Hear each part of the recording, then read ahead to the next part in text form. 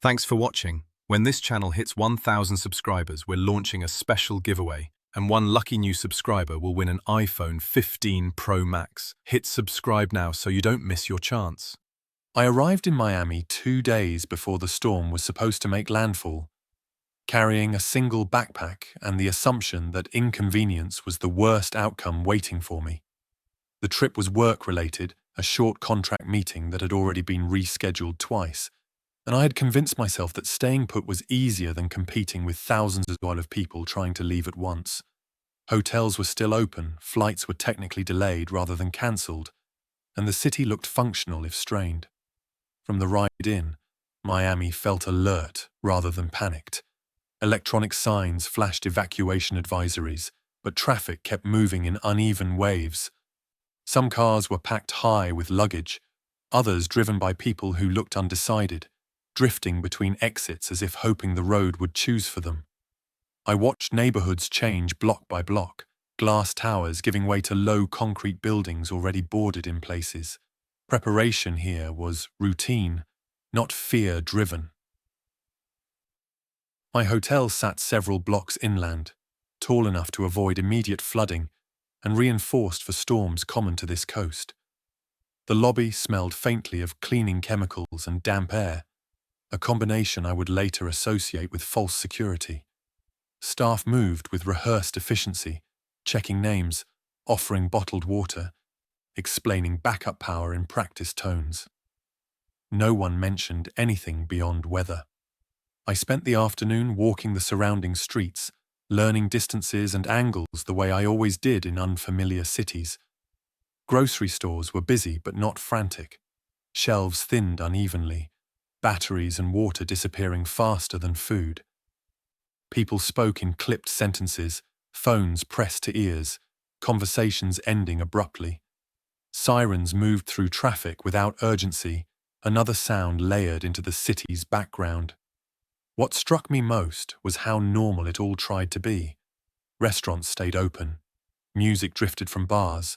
Tourists posed for photos beneath darkening skies, treating the looming clouds like a dramatic backdrop instead of a warning. Miami had survived storms before, and that history created confidence that felt almost tangible. By evening, the wind began to shift. It wasn't strong yet, just persistent, pushing warm air through the streets and rattling loose signage. I returned to the hotel as rain started in short bursts, sharp and heavy, then stopping as quickly as it began. Weather alerts chimed on phones in overlapping rhythms, each update slightly different from the last.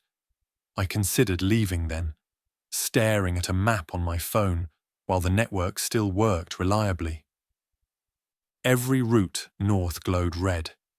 Airports were closing by announcement rather than schedule. Evacuation lanes filled faster than they cleared. The storm had already started dictating terms, and I realized too late that timing mattered more than intention. I went upstairs instead, choosing height over movement. My room faced west, away from the coastline, offering a view of streets slowly emptying as daylight faded. The city didn't shut down so much as contract, activity pulling inward behind doors and shutters. The sense of being caught between decisions lingered, uncomfortable and unresolved. That night, as the wind grew steadier and rain returned with purpose, I felt the first hint that this trip would not end the way it was supposed to. Miami wasn't collapsing yet, but it was holding its breath, waiting for something more than weather to arrive. I didn't know then how closely the timing of the storm and everything else would align, only that staying had quietly become irreversible. I fell asleep with the curtains open, watching clouds slide past the windows in slow, layered motion. The buildings swayed subtly, enough to remind me that height had consequences during storms like this. Somewhere below, generators tested themselves briefly, then stopped. Leaving an unnatural pause behind, I lay still, listening to wind-probe corners and seams, understanding that once the storm fully arrived, movement would narrow to whatever space I had already claimed. At that moment, Miami felt suspended between routine and rupture, a city balanced on forecasts and habit. I closed my eyes knowing that by morning, the choices available to me would shrink, shaped not by preference but by weather, timing, and the simple fact of being exactly where I was. That decision settled deeper than I realized. By morning, the storm warnings had multiplied without becoming clearer. My phone buzzed repeatedly, each alert framed with the same urgency, but carrying slightly different instructions. One advised sheltering in place, another suggested immediate evacuation for certain zones that no longer matched the maps displayed beneath them. Local news stations scrolled conflicting guidance along the bottom of the screen, their anchors speaking carefully as if choosing words from a shrinking list. I noticed the first real inconsistency when the airport status changed for the third time in an hour. Flights that had been delayed were suddenly listed as on time, then disappeared entirely. Customer service lines disconnected without explanation. A recorded message repeated evacuation advice that no longer applied to any visible route. The system hadn't failed outright. It was misfiring, delivering information without coordination. Outside, the streets reacted faster than the broadcasts. Traffic thickened, then stalled. People abandoned cars where lanes narrowed. Choosing sidewalks instead, rideshare drivers cancelled trips mid-approach. Buses stopped running without formal notice. Their last passengers left standing at shelters as rain intensified. The city's movement patterns fractured, each person responding to a different version of the same threat. Inside the hotel, the lobby televisions switched from weather coverage to emergency press briefings from elsewhere in Florida. Footage showed paramedics restraining someone on a highway shoulder, the camera cutting away abruptly when the person began to convulse. The anchor redirected immediately, labeling the clip unverified. Moments later, another screen showed a hospital entrance overwhelmed by people pushing inward, security struggling to hold doors. No explanation followed. The segment ended early. Guests gathered in loose clusters drawn together by confusion rather than familiarity. Conversations overlapped, snippets of speculation rising and dissolving before reaching agreement. Someone mentioned an attack in Tampa. Someone else said it was Jacksonville. A staff member asked everyone to remain calm and return to their rooms. The request sounded procedural, not reassuring. I returned upstairs and tried calling out of state. Some calls connected with delays long enough to feel intentional. Others rang without resolution. Text messages queued without sending. Data slowed unevenly, certain sites loading while others timed out completely. It wasn't a blackout. It was fragmentation. The hurricane updates continued, but they no longer felt primary. Weather radar loops froze mid-animation. Forecast paths shifted wildly between refreshes. One advisory projected landfall hours earlier than the previous update, contradicting the calm tone of the meteorologist delivering it. The words no longer matched the visuals. From my window, I watched a line of police vehicles speed east, sirens off, lights active. They disappeared behind buildings without returning. Minutes later, another group moved north. Slower, deliberate, blocking intersections rather than passing through them. Something had changed in how authorities were positioning themselves, and it wasn't about wind. The elevators stopped running shortly after noon. An announcement cited load management in anticipation of power fluctuations. Guests were advised to use stairs if necessary. That message repeated twice, then cut off.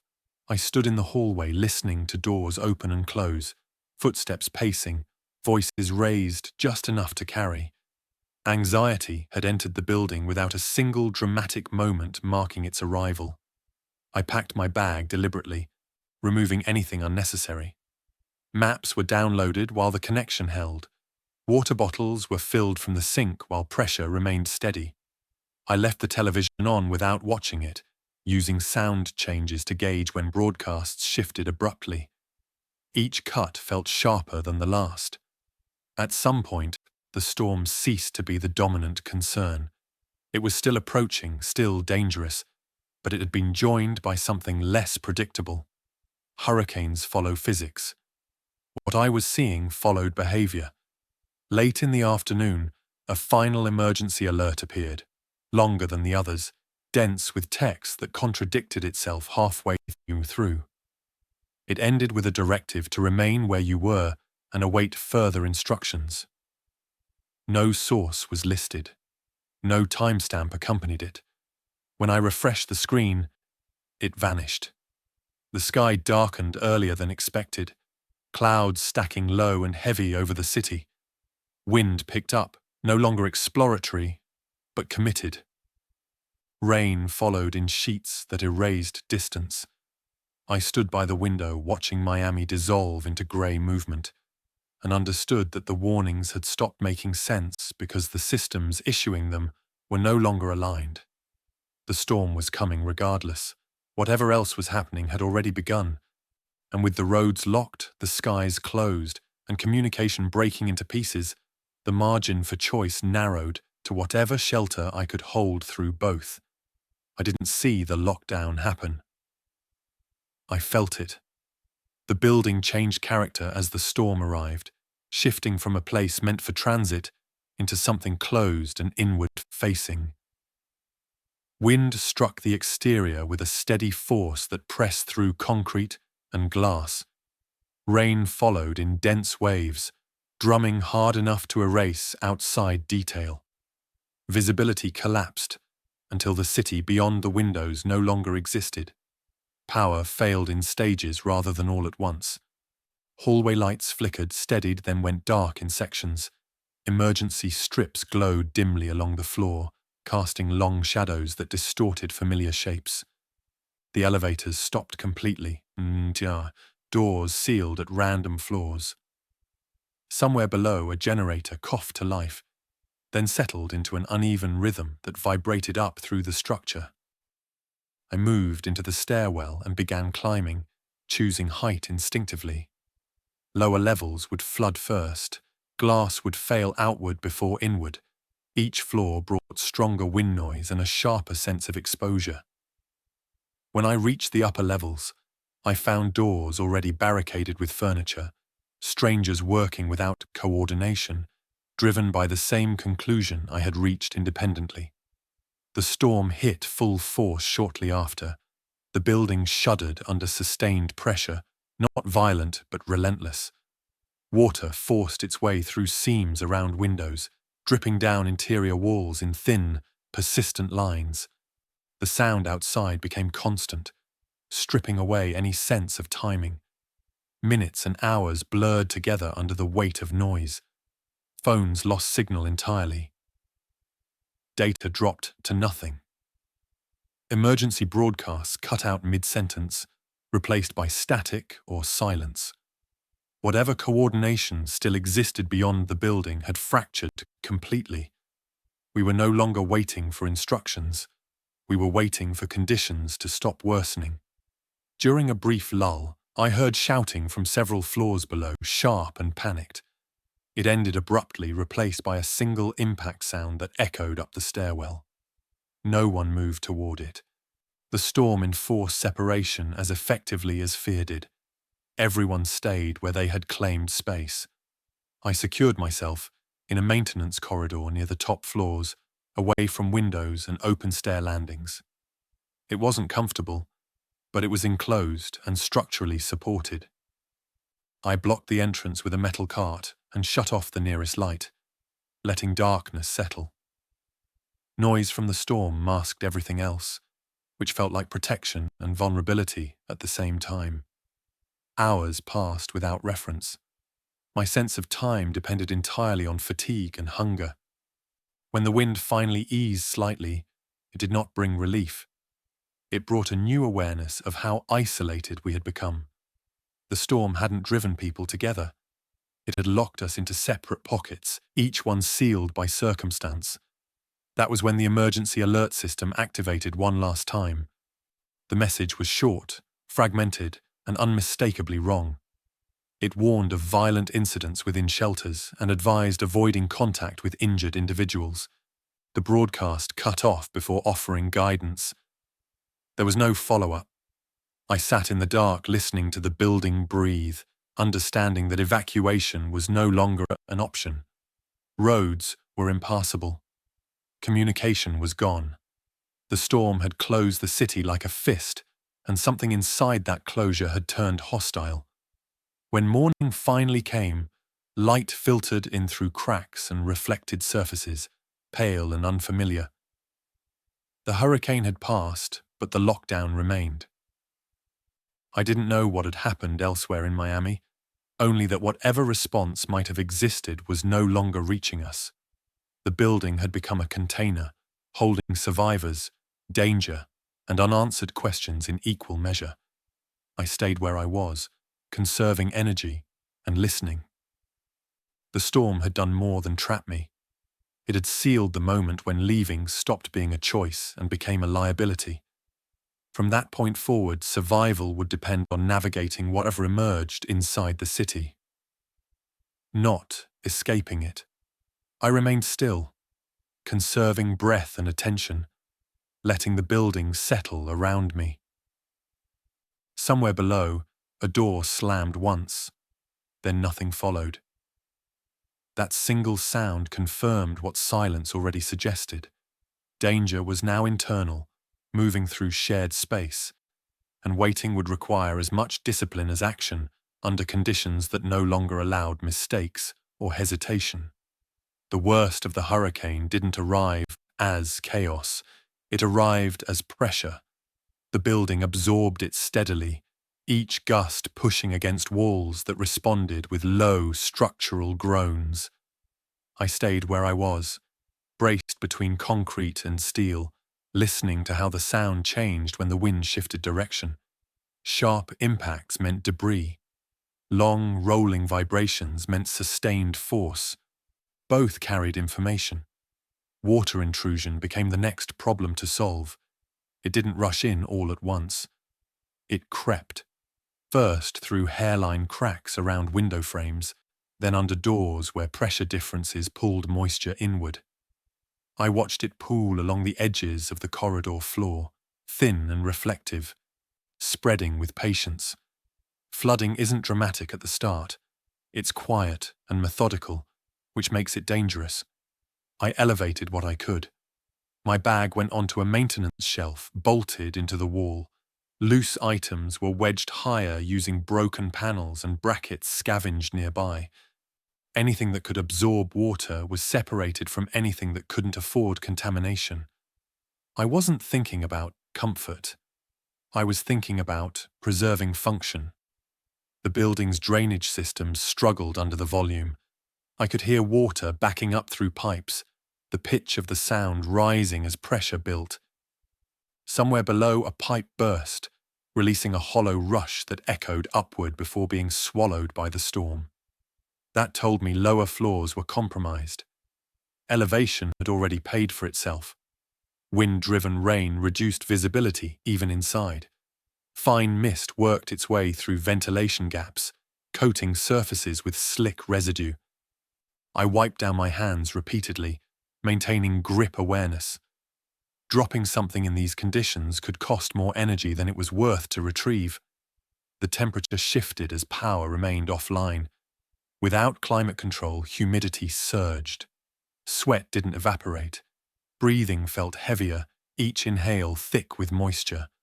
I slowed my movements deliberately, matching pace to environment rather than forcing efficiency. Overexertion during storms creates mistakes. Noise discipline mattered less than before, masked by the constant roar outside. But I didn't abandon it entirely. Storms end, sounds don't disappear with them. I avoided unnecessary impacts, keeping my presence minimal even when it felt pointless.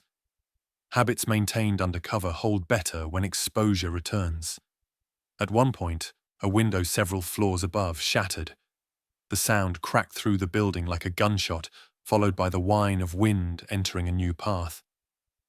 I felt the pressure change immediately, air rushing upward through stairwells, pulling moisture along with it. The structure adjusted, redistributing stress, but the message was clear.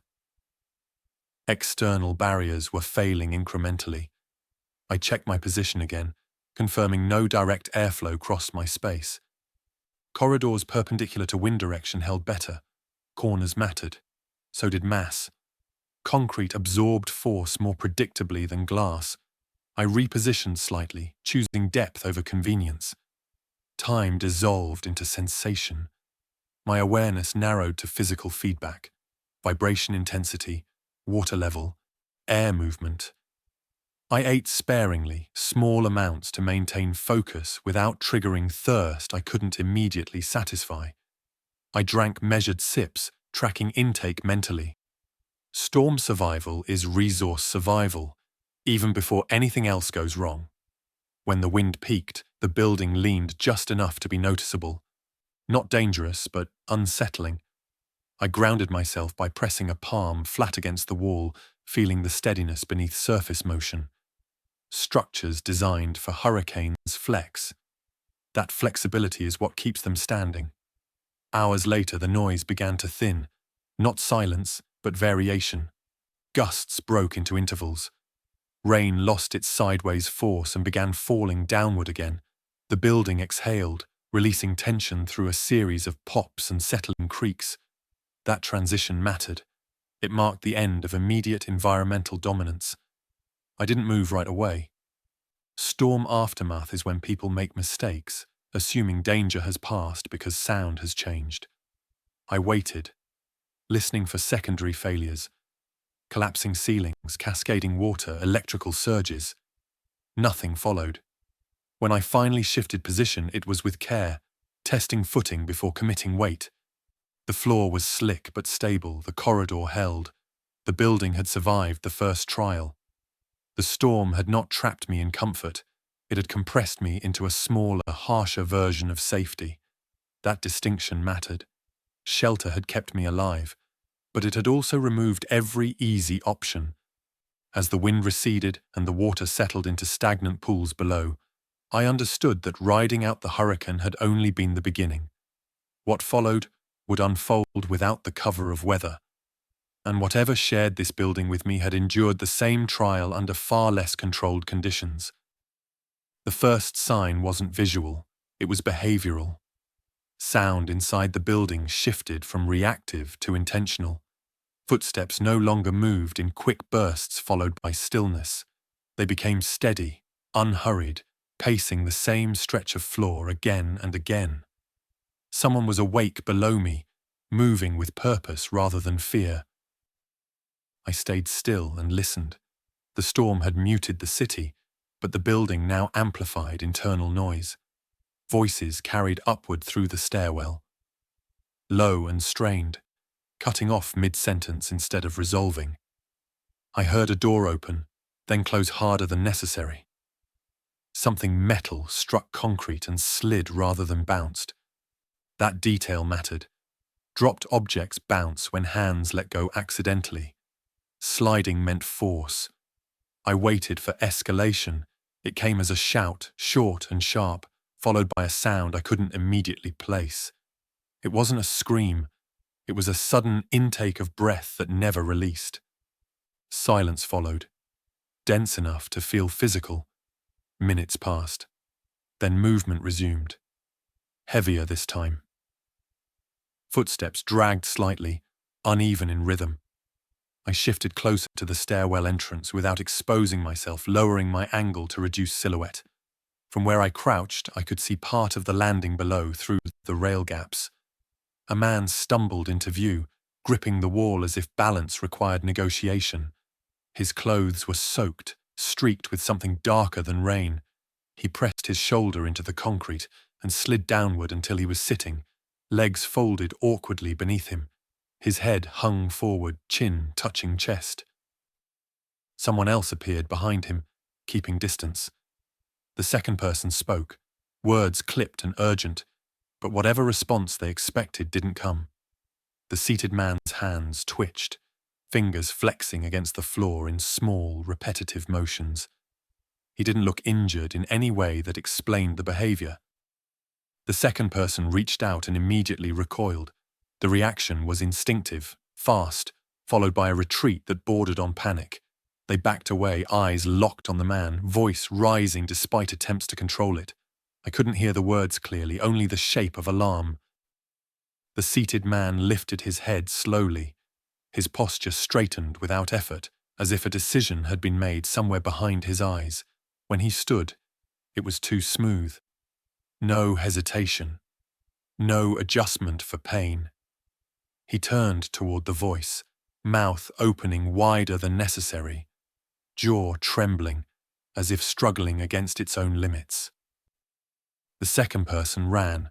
The man followed, not fast, but with consistency that didn't fade. Footsteps echoed upward briefly, then diverted down a corridor. A door slammed. Something struck it repeatedly from the other side, not with force, but with insistence. I withdrew deeper into my position. Heart rate elevated but controlled. What I had just seen didn't match shock, injury, or fear responses I recognized. It matched something else entirely. I waited for more information rather than filling gaps with assumption. It came quickly. Another voice shouted from farther down, then cut off abruptly. Movement increased across multiple floors, no longer isolated. People were reacting without understanding what they were reacting to. Panic began spreading laterally instead of upward. I checked my exit options again, mentally tracing routes away from stairwells and common areas. Vertical movement was becoming unpredictable. Enclosed spaces turned hostile faster than open ones. The building was no longer just shelter. It was an amplifier. The sounds below shifted again. Impacts became irregular, followed by wet, dragging noises that made my skin tighten despite effort to remain analytical. Doors opened and failed to close. Alarms triggered briefly, then died. Whatever systems had survived the storm were now being overwhelmed by human behavior rather than weather. I understood then that the danger wasn't entering the building. It was emerging from within it. The hurricane had compressed people into shared spaces under stress. That compression had produced something unstable, something contagious in ways I didn't yet understand. I didn't move. Movement would reveal me. Instead, I adjusted my position and waited for patterns to form. Information precedes survival. Acting without it shortens timelines. Below me, the building continued to change, not structurally but socially. Order collapsed faster than walls ever could. The storm had passed. The aftermath had begun. The failure didn't come from a single dramatic collapse. It arrived as overlap. Water, people, and panic converged in spaces that had not been designed to handle all three at once. I realized this when the stairwell below me filled with sound again, louder and less directional than before. Voices overlapped. Footsteps crowded together. Someone was shouting instructions that no one followed. I shifted closer to the landing, careful to stay behind the concrete barrier that blocked direct sightlines. From there, I could see down 2 levels. Water pooled along the edges of the steps, shallow but spreading, fed by runoff from broken windows and burst pipes. People slipped as they moved, grabbing railings, colliding with each other in tight quarters. The building's vertical design, once an advantage, had become a funnel. A woman stumbled on the flooded step and went down hard. 2 others tried to help her up, bending too close, hands under her arms. She came up fast, not bracing, not gasping, her weight shifting abruptly into them. One fell backwards. The other screamed as teeth met skin. The sound cut short, replaced by choking resistance that ended when the rail absorbed the impact. That was when containment failed. People scattered in every direction at once, abandoning coordination completely. Those who ran upward collided with those fleeing down. Doors opened and stayed open. Hallways that had been quiet minutes earlier filled with bodies moving without destination. Confusion became the dominant force. Water rose faster after that. The drainage system gave up entirely, sending a slow surge upward through the stairwell. It wasn't deep yet, but it carried debris, bits of insulation, fragments of ceiling tile. The smell changed, sour and metallic, signaling contamination I couldn't see clearly. I backed away from the stairwell and moved along the upper corridor, staying low and close to the wall. My chosen position no longer offered safety. Vertical access had become a liability. Staying meant eventual contact. Contact meant exposure. I tested a maintenance door I had previously dismissed as unnecessary. It opened into a service ladder leading higher, narrow, and enclosed. The space smelled of rust and stagnant air, but it was dry and unoccupied. I didn't hesitate. I climbed, pulling the door shut behind me and bracing it with a loose panel wedged into place. The ladder shook as weight shifted below, vibrations carrying upward through the frame. Someone else had found the same route, or tried to. The ladder creaked once, then went still. I waited, muscles tight, listening for further movement. Nothing followed. At the next level, I exited into a mechanical access floor near the roofline. Wind noise returned, thinner than before but constant. This space had been designed to isolate equipment, not people. That worked in my favor. Open grating allowed water to pass through rather than pool. Air circulated freely, carrying sound away instead of trapping it. From here I could hear the building's interior unraveling. Impacts echoed faintly. Alarms chirped and died. Voices overlapped, then thinned as movement exhausted itself. The structure remained intact, but its function had inverted. It no longer protected those inside. It concentrated them. I secured the access door and moved farther away from the core, choosing distance over familiarity. The higher I climbed, the less water followed. Elevation reclaimed its value, but at a cost. Escape routes narrowed, options simplified. When I finally stopped, I was near the roof, crouched behind a concrete housing that blocked wind and view from below. I took stock without panic. My hands were steady. Breathing remained controlled. The building had failed socially before it failed structurally. That distinction mattered. Shelter had become a trap because too many people had tried to use it at once under stress. The storm had forced convergence. The outbreak had turned that convergence lethal. Staying inside meant being part of a system that could no longer regulate itself. I looked upward toward open sky framed by steel and cloud. The city beyond was still flooded, still unstable, but it was no longer compressed into corridors and stairwells. Movement outside carried risk, but it offered space. Space allowed choice. That realization settled with clarity rather than fear. The building was no longer survivable long-term, not because it would collapse, but because it would continue producing threats faster than it could contain them. I stayed where I was as the light shifted toward evening, letting the sounds below diminish into scattered movement. When the opportunity came, I would move again. Not downward, not inward, but out. The structure had served its purpose. Now it had to be abandoned before it finished failing completely.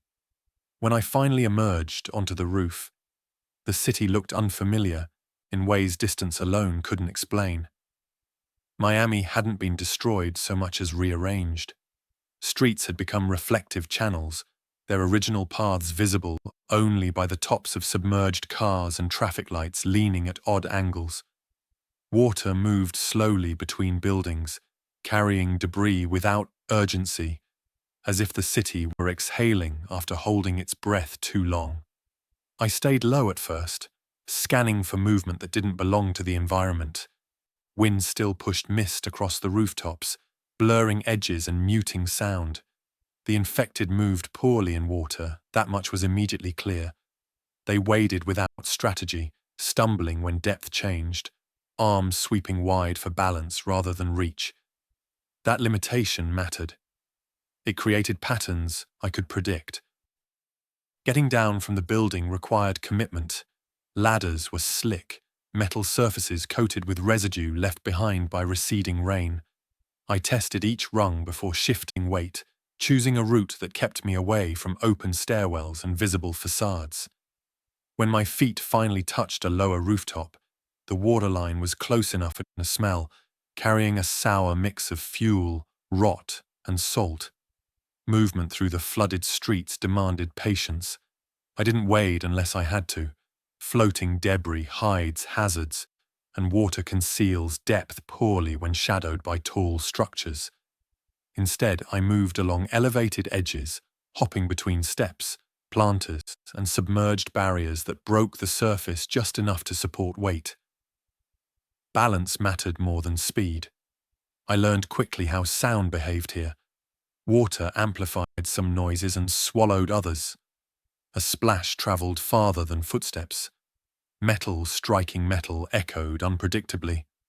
I kept my movements deliberate, letting ripples settle before advancing. Stillness wasn't passive. It was a tool.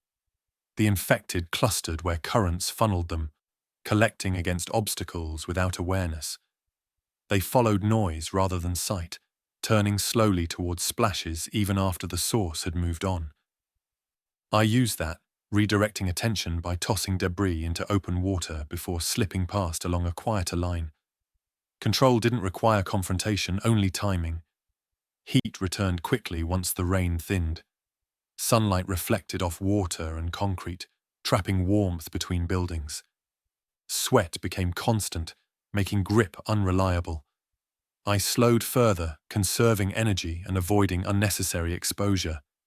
Dehydration becomes lethal faster in humidity, and I measured intake carefully, drinking only when movement paused. I avoided enclosed spaces wherever possible. Flooded interiors hide too much. Doors open underwater, but they don't close easily, and resistance drains strength. Open streets offered visibility even when dangerous. I chose known risk over concealed threat. Bodies appeared occasionally, caught against barriers or floating face down near entrances. I didn't approach them. Water distorts cause and effect. Injury, infection, and drowning look similar once submerged. Distance preserved clarity.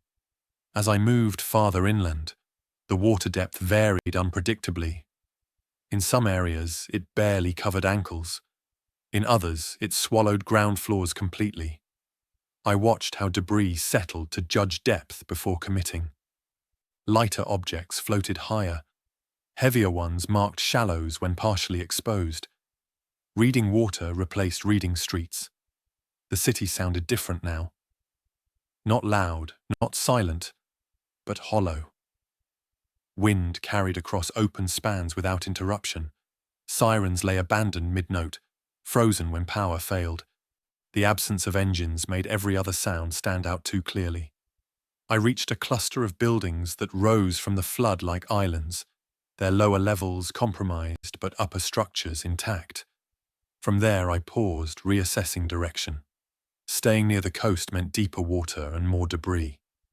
Moving inland meant heat, exposure, an unknown human presence. I chose distance over familiarity and adjusted course. Each step forward felt earned, negotiated with terrain rather than imposed on it. The city resisted movement, but it didn't forbid it. By the time I secured a temporary vantage point, the path behind me had already changed. Currents shifted, objects moved, routes erased themselves. That impermanence mattered. Planning here required adaptation in motion, not fixed endpoints. Standing above the waterline again, I understood that Miami had become something transitional. Not land, not sea, but an unstable overlap that punished impatience and rewarded attention. Survival wouldn't come from strength or speed. It would come from reading the environment faster than it could rearrange itself again. The heat returned with a force that felt personal. Without power, shade became inconsistent, and humidity pressed in from every direction. Water trapped warmth against concrete, turning streets into slow radiators. My skin stayed damp no matter how still I stood, sweat refusing to evaporate, collecting instead in folds and seams that chafed with movement. I adjusted clothing immediately, reducing layers and tying fabric away from joints to preserve mobility. Smell became the first reliable warning system. Decay announced itself long before sight confirmed it. Rot drifted in uneven pockets, stronger near flooded interiors and shaded alleys where water stagnated. I learned to track those shifts, changing direction when the air thickened unexpectedly. What you can't see will still reach you if you ignore it. Exposure worked quietly. Sun reflection off standing water burned faster than direct light. I used overhangs, parked trucks, and damaged awnings as temporary cover, timing movement to brief cloud passes when possible. Standing still in shade mattered as much as progress. Resting in heat extends endurance more effectively than pushing through it. Water consumption became a measured practice. I rationed sips, aligning intake with rest rather than exertion. Drinking while moving encourages overuse. Hydration worked best when paired with stillness. I kept track mentally, using sun position rather than the time to space intervals. The storm had erased clocks. The body still followed cycles. Clothing degradation accelerated. Salt and grit wore fabric thin, seams weakening with friction. I inspected contact points regularly, reinforcing stress areas with cord and tape scavenged earlier. Failure here wouldn't be dramatic. It would be cumulative, slowing me until reaction lagged behind threat. The infected moved differently in heat. Their pace slowed further, joints stiffening as temperature rose. They clustered in shade and water, drawn to relief without understanding its limits. That predictability created lanes I could avoid entirely. Movement wasn't about outrunning them, it was about not intersecting their patterns. Human presence was harder to read. Tracks appeared in drying silt, footprints overlapping in confusing layers. Some paths ended abruptly near submerged vehicles or collapsed fencing. Others curved deliberately around hazards. I avoided following any of them directly. Trails attract attention in both directions. Noise traveled unpredictably in the heat. Air shimmer distorted distance, making sound sources difficult to locate. I relied on visual confirmation whenever possible, staying low and scanning for motion rather than reacting to noise alone. False positives waste energy. Energy loss compounds quickly in this environment. I found temporary refuge beneath a collapsed awning attached to a shuttered storefront. It offered shade without enclosure, airflow without exposure. From there, I assessed my condition honestly. Hands steady, vision clear, breathing controlled. No signs of heat exhaustion yet, but the margin was narrowing. I cooled my neck and wrists with a damp cloth, letting evaporation work where it could. Small adjustments mattered. Cooling the blood near the surface helped regulate core temperature more effectively than full body soaking, which only trapped heat once movement resumed. Decay intensified as the day progressed. Water warmed, releasing gases that broke the surface in small, irregular bursts. Insects gathered quickly. I kept my distance, knowing swarms indicate stagnation. Stagnation attracts both infection and desperation. The city felt hostile now, not chaotic. Hostility implies consistency. The environment punished mistakes reliably. That made it easier to adapt. I shifted my schedule instinctively, moving early and late, resting during peak heat under whatever cover I could secure without commitment. As afternoons stretched on, the sun pressed lower, changing reflection angles and revealing submerged obstacles previously hidden by glare. That shift mattered. It expanded navigable space temporarily, offering routes that would disappear again by morning. I used that window to reposition, moving towards structures that offered elevation and airflow rather than shelter alone. Survival here wasn't about hiding. It was about reducing exposure to forces that never tired. By the time the heat eased slightly, I understood the new hierarchy of threats. Infection remained dangerous, but environment dictated survival more immediately. Heat drained strength. Decay clouded judgment. Exposure shortened timelines silently. Managing those forces required discipline rather than courage. Every decision had to preserve clarity. Confusion in this setting would be fatal long before any direct encounter.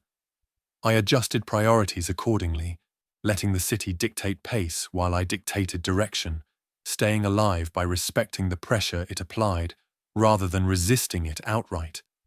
I reached the structure by accident rather than design, following airflow instead of landmarks. Warm currents rose along a concrete spine where a parking garage connected to an office tower by an elevated ramp. The ramp sat just high enough to stay dry, its surface streaked with residue left behind by receding water. I climbed slowly, using the incline to test stability before committing weight. The garage itself loomed open and skeletal, its lower levels flooded but upper decks exposed to wind. Elevation changed everything immediately. Air moved freely, pulling heat away instead of trapping it. Sound thinned, spreading outward rather than bouncing back. From the top level, I could see the city with context again. Water pooled unevenly, not as a single mass, but as disconnected basins divided by debris and terrain. That separation created corridors of movement I hadn't been able to identify from street level. I chose a position near a structural column where concrete met shadow. From there I could observe without outlining myself against the skyline. I stayed still long enough for my breathing to settle, letting awareness expand outwards. Infected movement below followed gravity and noise, clustering in low areas and shaded pockets. They rarely looked up. That limitation mattered. The garage offered immediate advantages and long-term problems. Height denied access, but openness invited visibility if I wasn't careful. I adjusted position frequently, shifting angles rather than location, minimizing silhouette without committing to any single vantage. The wind masked small sounds, but it also carried them unpredictably. I moved when gusts rose, paused when they fell. Supplies were limited, but the environment compensated. Rainwater collected along drainage channels, relatively clean compared to street runoff. I filtered it slowly, letting sediment settle before use. Shade from the structure reduced sun exposure during peak hours, allowing rest without retreat. Rest here felt earned rather than stolen. I tested access routes methodically. Ramps offered gradual descent if retreat became necessary. Stairwells existed but remained partially submerged at lower levels, creating natural barriers against pursuit. Vehicles abandoned on upper decks formed irregular cover, their shapes breaking lines of sight without enclosing space. I memorized these features, not as a map, but as relationships between objects. Human presence became detectable again from this height. Farther inland, movement followed patterns I hadn't seen earlier. Groups traveled with spacing, stopping together rather than scattering. Smoke rose briefly from controlled burns, thin and purposeful. That suggested planning rather than desperation.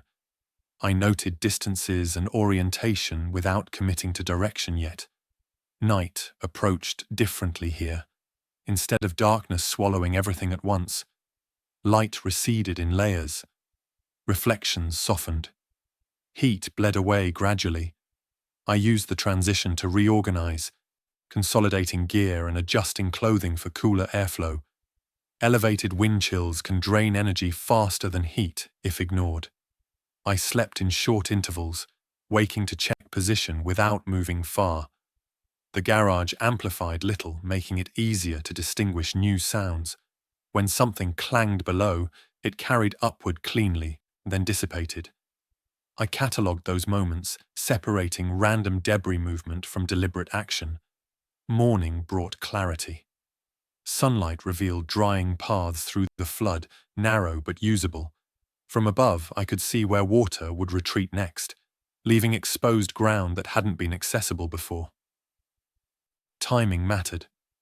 Those paths would draw movement from below, both infected and human, once they became obvious. I faced a choice then. Stay elevated and observe until conditions stabilized further, or move while the environment offered advantage. The garage wasn't defensible long-term. It lacked enclosure and concealment once attention shifted upward. Temporary high ground buys time, not permanence. I used that time deliberately. I planned routes inland that minimized exposure, identified fallback positions, and rehearsed transitions mentally. The city still punished haste, but it rewarded preparation. From this height, the chaos resolved into systems again, imperfect, but readable. When I finally moved, it wasn't out of urgency. It was because the window I needed had opened. The garage had done its job, lifting me out of immediate danger and restoring perspective. Remaining would have invited scrutiny I couldn't afford. I descended along a ramp angled away from the sun, timing steps with wind gusts that covered sound. At the base, I paused once more, looking back up at the structure. It stood unchanged, indifferent to my presence. That was the mark of a good refuge. It gave what it could without asking to be defended. As I stepped back into the city, I carried that lesson forward. High ground wasn't safety. It was clarity. And clarity, used correctly, determined whether the next move expanded options or closed them permanently. Once I left the garage, I stopped thinking in terms of shelter and started thinking in terms of governance.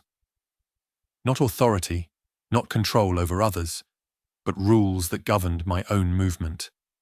In a city this damaged, survival depended on consistency more than ingenuity. Rules reduced hesitation. Hesitation created noise, mistakes, and exposure. I established boundaries immediately.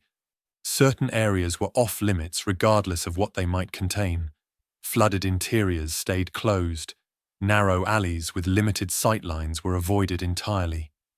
Any space that forced me to commit without an exit was excluded from consideration.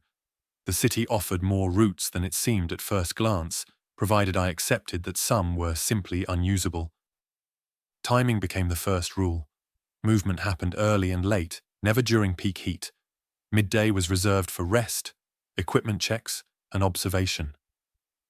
The sun dictated behavior now, not clocks.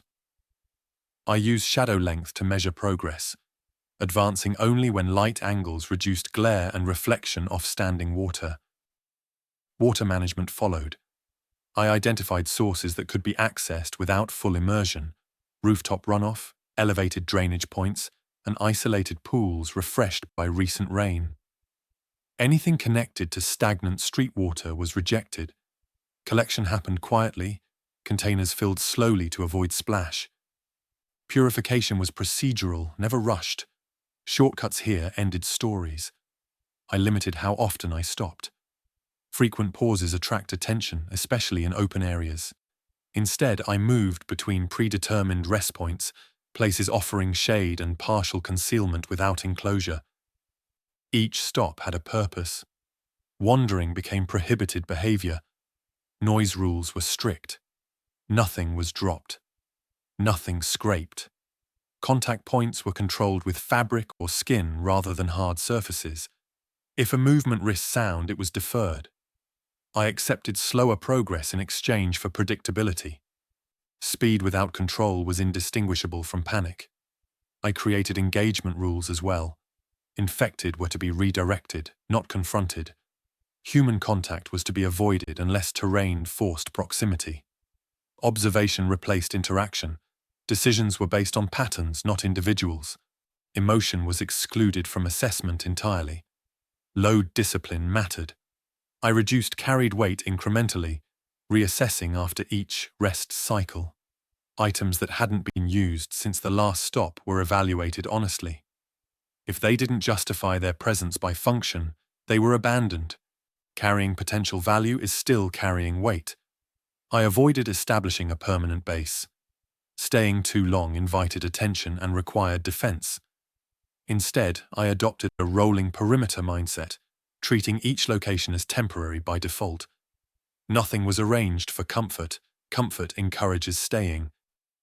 Navigation relied on durable landmarks rather than signage. Bridges, elevated rail lines, distinctive buildings that would remain visible even as the city degraded further. Street names disappeared under water and debris. Orientation had to survive change. I documented rules mentally and not on paper. Writing creates artifacts that can be found. Memory, reinforced by repetition of action rather than words, proved sufficient. Each successful movement reinforced the system, making the next one smoother. As the day progressed, I tested these rules against reality. They held. Not perfectly, but well enough to preserve energy and awareness. When a choice felt difficult, it usually meant a rule had already been violated. Correcting course early prevented escalation. By late afternoon, I reached another elevated structure that offered airflow without prominence. I stopped there not because it was ideal, but because the rules said it was time to stop. Following them, even when unnecessary, preserved discipline. For when they became critical, the city continued to decay around me. Sounds shifted, smells thickened, movement patterns changed with the light. None of that altered the framework I had established. Adaptation didn't require reinvention. It required adherence. Creating rules didn't make the ruins safe. It made them navigable. That distinction mattered. Safety is temporary. Systems endure longer. As long as I respected the rules I had set, the city became something I could move through rather than something that moved against me. I encountered them at the edge of a flooded intersection where the water narrowed into a shallow channel between two collapsed storefronts. I noticed the signs before I saw the people, footprints overlapped in drying silt, deliberate rather than scattered. A rope hung from a second-story window, its end knotted and damp, recently used. Someone had planned movement here, not fled through it. I stopped well short of the intersection and waited. Waiting is not hesitation when it is deliberate. It's information gathering. After several minutes, 3 figures emerged from behind a delivery truck partially submerged at an angle. They moved with spacing, not clustered, each one watching a different direction. That alone separated them from the desperate crowds I had avoided earlier. They hadn't seen me yet. I adjusted position slightly to keep shadow between us and evaluated without urgency. Their clothing was practical, mismatched, but purposeful. One carried a long tool repurposed as leverage rather than a weapon. Another managed a pack that sagged with weight, suggesting shared supplies. They communicated with hand signals more than words. I chose not to retreat immediately. Avoidance is safer, but observation under controlled conditions has value. I stayed still, keeping my outline broken by debris, letting them pass through the intersection first. They paused where the water deepened, testing depth before committing.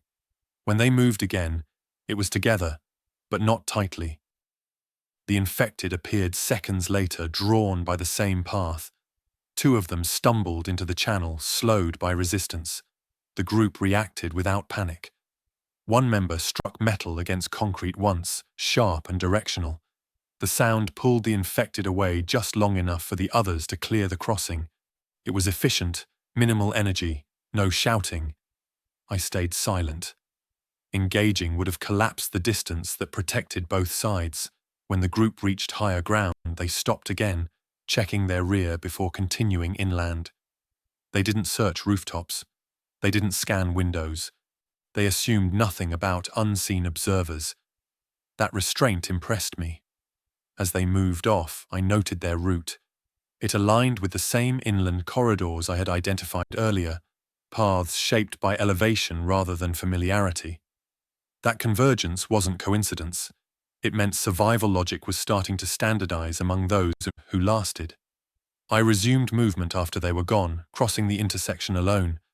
Their presence altered my calculations. It confirmed that others were adapting at a similar pace, developing systems instead of reacting blindly. That raised the baseline risk. Predictable systems eventually intersect. Later that afternoon, I saw evidence of them again. A container wedged open to drain water, supplies redistributed to reduce weight, markers scratched low on concrete where water levels had receded. None of it invited contact. All of it suggested intention. I resisted the urge to follow. Trailing creates dependency, and dependency erodes autonomy. Instead, I mirrored their logic at a distance, adjusting my own route to maintain separation while benefiting from the same environmental advantages. As evening approached, voices carried briefly from an elevated walkway, controlled and low. I changed direction immediately, not out of fear, but respect for boundaries. Overlapping routes at the wrong time create misunderstandings that escalate faster than threats do. The realization settled without emotion. I was no longer alone in adaptation. The storm had stripped the city down to fundamentals, and those who remained were learning the same lessons. Cooperation might exist later, but early contact carried more cost than benefit. That understanding didn't isolate me. It clarified the landscape. Survivors were not anomalies. They were variables, each one capable of changing conditions through presence alone. Avoiding them required as much discipline as avoiding the infected. As night fell, I secured a rest position away from shared routes, elevated but unobvious. From there, I listened to the city adjust again, shaped not just by decay, but by people who were learning to move through it deliberately. We had all endured the same storm. What separated us now was not luck, but how we responded afterwards. I chose distance for the moment, preserving flexibility. Contact could wait. Survival, at this stage, still favored separation over alliance. The second system arrived without ceremony, announced only by a shift in pressure that made my ears pop and the air feel heavier than it already was. Miami doesn't recover cleanly after a hurricane. It layers consequences. Heat gives way to humidity.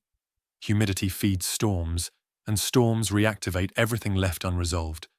I felt it before I saw it, a low tension in the sky that signaled more rain was coming. Clouds built unevenly through the afternoon, tall and slow, casting moving shadows that altered visibility minute by minute. Light flickered between harsh brightness and dull grey, disrupting depth perception across flooded areas. What had been readable terrain in the morning became uncertain again by evening. Standing water reflected sky instead of structures, erasing landmarks I had been using to navigate. The first rain fell warm and sparse, fat drops that darkened concrete instantly. It didn't cool anything. It intensified decay. Smells surged as water reactivated rot trapped in silt and debris. Drains that had begun to clear clogged again within minutes, pushing water back into spaces I had already crossed. Retreat routes vanished quietly. Wind followed, not violent, but directional, driving rain sideways through gaps and under overhangs. Elevated walkways that had offered safe passage became exposed channels. I adjusted course repeatedly, favoring mass over cover, choosing solid walls rather than partial shelter. The rules shifted, but the framework held. Infected behavior changed with the rain. Sound carried farther again. Movement quickened as temperature dropped slightly, joints loosening. They emerged from shaded pockets and waterlogged interiors, redistributing themselves across newly flooded ground. Clusters formed where runoff concentrated. I avoided those areas entirely, accepting longer detours to maintain separation. Human movement thinned as conditions worsened. Those who had been traveling earlier sought shelter again, collapsing back into whatever structures remained usable. That contraction increased density in certain zones, making them unpredictable. Rain compresses behavior the way the first storm had, and compression breeds mistakes. I secured myself beneath a reinforced overhang attached to a municipal building set back from the street. It wasn't enclosed, but it blocked wind and offered vertical clearance from rising water. From there, I waited, tracking water level against fixed reference points. Patience mattered more than progress now. Thunder rolled intermittently, not close enough to threaten directly, but loud enough to mask other sounds. I used those intervals to reposition quietly, shifting my stance and adjusting gear. Noise discipline returned as a priority, even though the rain offered cover. Storms end. Evidence remains. The rain intensified after dark. Streets refilled faster than before, debris floating back into circulation. Objects I had stepped on earlier now drifted freely, turning known paths into moving hazards. I abandoned the idea of forward movement entirely. This phase wasn't survivable through motion. It required holding position until conditions stabilized again. While I waited, I evaluated the pattern forming. Miami wasn't cycling back to normal between storms. Each system compounded damage, erasing recovery windows and reducing the city's ability to drain, dry, or reorganize. The environment was actively degrading survivability over time. Staying here long-term wasn't an option anymore. It was a countdown. Sometime near midnight, lightning flashed inland, illuminating rooftops and elevated roads far from the coast. Those areas remained dark between strikes, but they weren't flooded. That contrast mattered. Inland elevation offered stability that coastal zones no longer could. I revised priorities accordingly. The goal shifted from navigating Miami to exiting it deliberately. Not fleeing, not escaping, but repositioning toward terrain that wouldn't reset every time weather changed. The storms had made the choice for me. When the rain finally eased towards morning, I didn't move immediately. I let runoff settle, letting the city reveal what remained usable. Steam rose from warm surfaces as clouds thinned. The air stayed heavy, but visibility improved incrementally.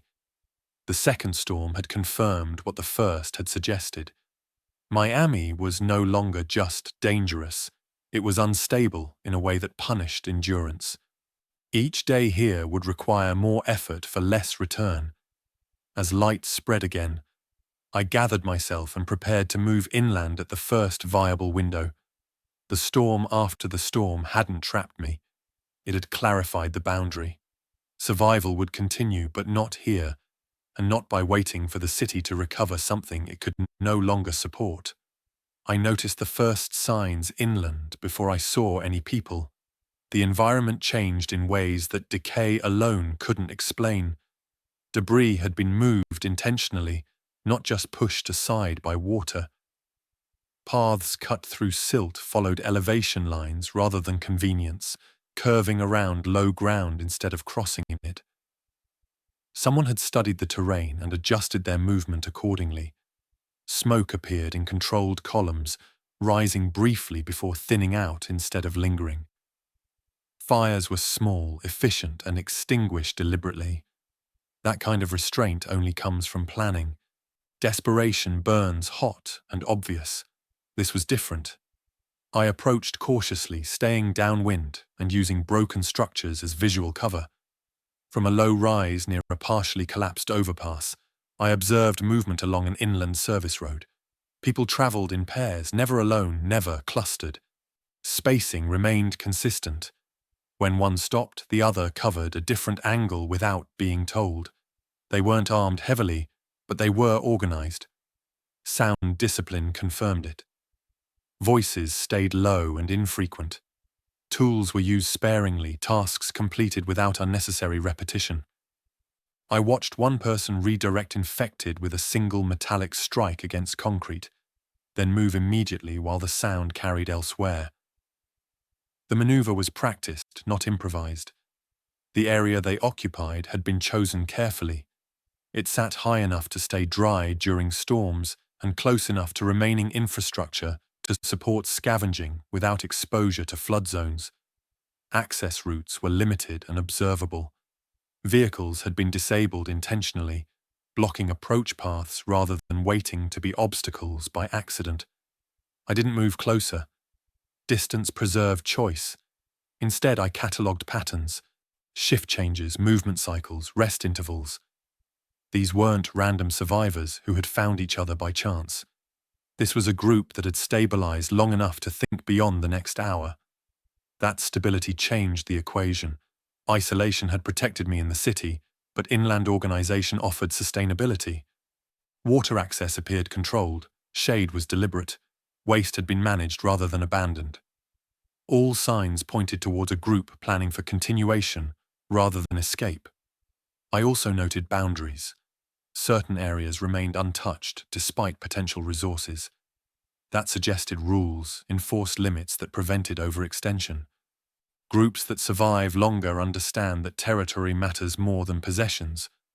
I considered approach vectors carefully.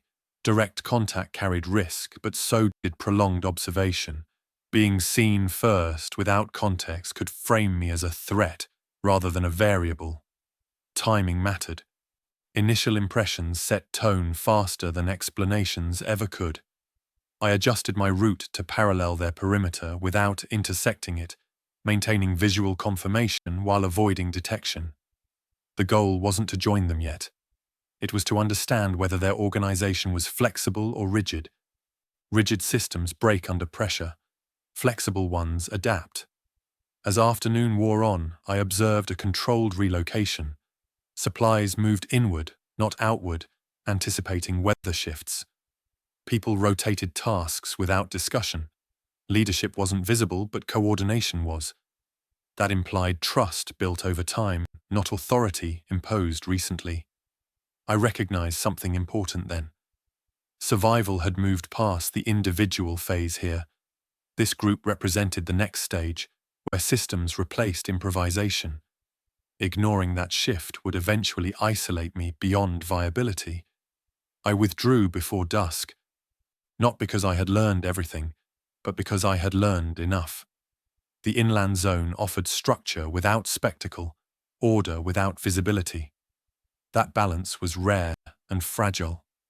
As I moved away, I updated my plan. Miami's flood zone was behind me now, but the future wasn't defined by geography alone. It was defined by alignment. The question was no longer whether organized survival existed. It was whether and how I would engage with it on my terms. I maintained distance that night, sleeping elevated and unobtrusive, letting the implications settle without rushing resolution. The signs were clear. The outbreak hadn't erased cooperation, it had refined it, and that meant the next decision I made would shape not just my movement, but my role in whatever came next. I didn't decide to leave Miami all at once. The decision formed in layers, reinforced by patterns rather than emotion. Each day inland, the floodline crept less than it had before, but decay accelerated anyway. Heat lingered. Water stagnated. Routes that had been viable a week earlier demanded more effort for less return. The city wasn't stabilizing. It was settling into a slower collapse. An escape window isn't a moment. It's a condition. I watched for alignment between weather, movement, and visibility. Rain eased without fully clearing. Cloud cover remained high, diffusing light and reducing glare. Wind shifted inland, carrying sound away from the coast instead of funneling it back. Those factors mattered more than any clock. I began staging quietly, reducing what I carried to what could move continuously without rest. Weight translated directly into exposure time. I repacked supplies into soft containers that wouldn't scrape or reflect. Anything rigid that couldn't be padded was abandoned. Efficiency replaced sentiment without negotiation. Route planning followed elevation first, infrastructure second. I traced lines that avoided flood basins even if they added distance, prioritizing ground that drained quickly after storms. Rail embankments, highway overpasses, and service roads offered predictable footing. Neighborhood streets did not. Predictability shortened reaction time. I rehearsed transitions mentally, not as full journeys, but as segments, from shadow to shadow, from cover to cover.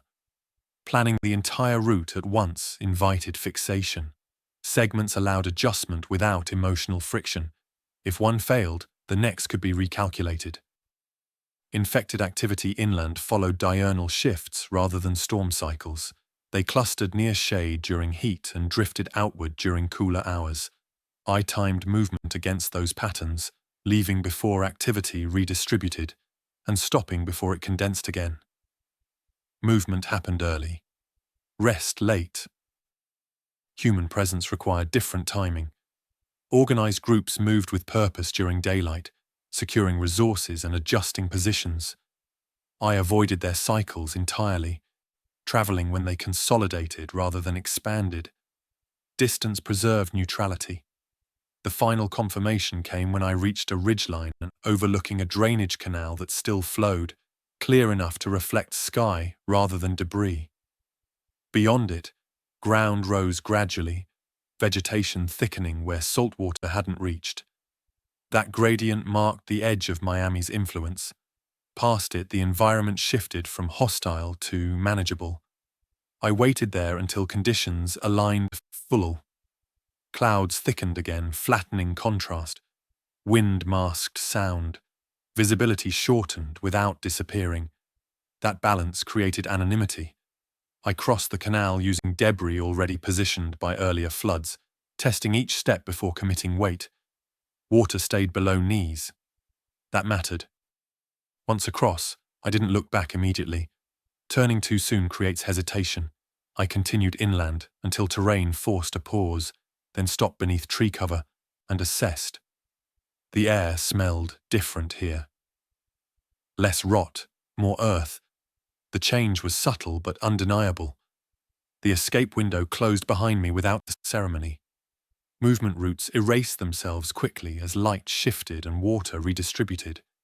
Miami resumed its cycle of heat and decay, indifferent to who remained inside it. I documented the transition mentally, locking in what had worked. Timing, elevation, restraint. Those principles traveled with me better than any tool. Leaving the city wasn't an act of desperation. It was a recalibration, choosing sustainability over familiarity. As I moved deeper inland, I understood that survival no longer depended on navigating ruins. It depended on aligning with environments that didn't reset every time the weather changed. The window had opened. I had passed through it deliberately. What waited ahead would test different skills, but at least the ground would hold still long enough for those tests to matter. I left Miami at first light, not because dawn was symbolic, but because it offered the cleanest margins. Heat lagged behind the sun, infected movement remained diffuse, and human activity consolidated rather than expanded. I moved without urgency, letting terrain dictate pace, carrying only what I could manage without stopping. The city faded behind me in increments, its skyline dissolving into low shapes and broken lines that no longer anchored direction. As distance increased, the ground changed texture. Pavement cracked into gravel, then dirt. Standing water thinned into channels instead of pools. Vegetation thickened where salt hadn't reached, roots holding soil together instead of letting it slide. Each step inland reduced the number of variables competing for attention. Fewer reflections. Fewer traps disguised as cover. Fewer decisions that demanded compromise. I didn't romanticize the departure. Miami hadn't failed suddenly. It had been overwhelmed by overlap. Storm, infrastructure, density, infection. Recovery required separation those conditions no longer allowed. Leaving wasn't abandonment. It was recognition of limits. The city would continue reshaping itself long after I was gone, and sentiment wouldn't alter that trajectory. I followed utility corridors where possible, routes designed to survive disruption, power lines, drainage cuts, maintenance roads. These paths avoided neighborhoods and minimized unexpected contact. When I crossed open ground, I did so decisively, choosing angles that broke silhouette and reduced time exposed. Movement remained quiet, economical, and deliberate. By midday, the air felt lighter, not cooler, but less saturated. Breathing required less effort. Sound traveled differently, absorbed by trees rather than carried across water and concrete. The shift affected my thinking immediately. Pressure eased. Decisions lengthened. I allowed myself to plan beyond the next hour again. I stopped beneath a stand of trees near a shallow rise and ate slowly, taking inventory without rushing. Supplies were reduced but sufficient, equipment intact, body functional. No injuries beyond abrasion and fatigue. The assessment mattered because it confirmed sustainability. Survival had transitioned from reactive to directional. I avoided roads leading directly north, opting instead for parallel movement that kept options open. Inland did not mean safe. It meant different. New risks would emerge: scarcity, territorial groups, changing weather patterns. I acknowledged them without weighting them yet. Anticipation works best when not rushed. Late in the afternoon, I reached higher ground that offered a clear view back towards the coast. The city lay flattened by distance and haze, indistinct and quiet. Smoke rose in isolated columns, thin and temporary. The ocean beyond reflected light without detail. Nothing about the scene suggested recovery.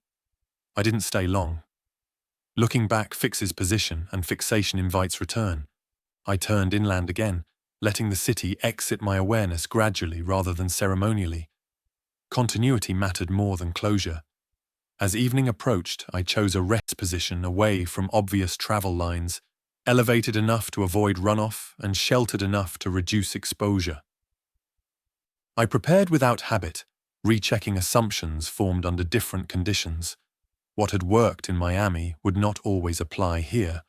Adaptation required release as much as retention. Before sleeping, I considered what I would carry forward. Not the ship-like discipline of isolation, nor the constant vigilance of urban movement, but the principle beneath them. Survival favored systems that reduced noise, friction, and indecision. Environments changed. Principles endured. I slept without hearing water move. That absence felt unfamiliar and welcome. When I woke, the ground was dry, the air clear, and the horizon stable. The outbreak continued elsewhere, reshaping places I would never see, but for the moment, I had achieved distance from compounding collapse. Leaving Miami wasn't the end of the story. It was the end of one condition. What came next would demand different structures, different alliances, and different risks. I rose, shouldered my pack, and moved inland with intention, carrying lessons earned under storm and flood into a landscape that would test them in quieter, more enduring ways. I marked my direction by terrain rather than maps, trusting slope, wind, and drainage to guide decisions. Each mile widened perspective without promising safety.